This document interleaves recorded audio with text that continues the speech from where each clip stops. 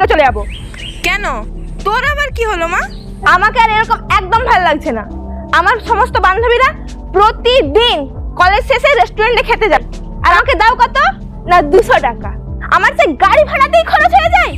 আচ্ছা ঠিক আছে মা, আমি তোর বাবাকে আজকেই বলবো তোর হাত খরচাটা বাড়িয়ে দিতে, কেমন? শুধু পকেট মানি ডাবল করলে সব হয়ে গেল? আমার বান্ধবীরা 2-3 দিন ছাড়াই নতুন ড্রেস পরে কলেজে আসে, আর আমি ওই একটা ড্রেস পরে মাসের পর মাস চালিয়েই যাচ্ছি। আর তুমি আরেকটা কথা ভাবো, আমার সমস্ত বান্ধবীরা স্কুটিয়ে করে রোজ কলেজে যায়, আর আমি কিসে যাই? ওই একটা ভাঙা চোড়া বাসে, লোকের ঘামের গন্ধ, বগলের গন্ধ, ইস ছ্যা, থু।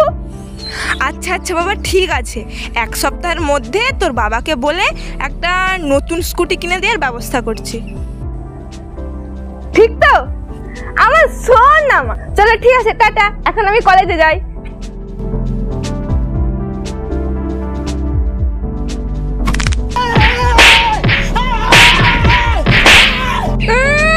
যা ধরো ধরো এখান থেকে।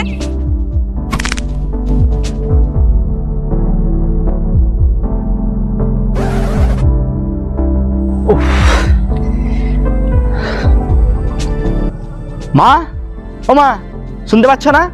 আমি আজকে এই মুহূর্তে বাড়ি থেকে চলে যাব। আরে তুই যা রে, তোকে কবে থেকে বলছি দূর হ দূর হ দূর হ, তুই শালা নিজের ইচ্ছেই তো পড়ে আছিস। যা দূর হ দূর হ। কি করে?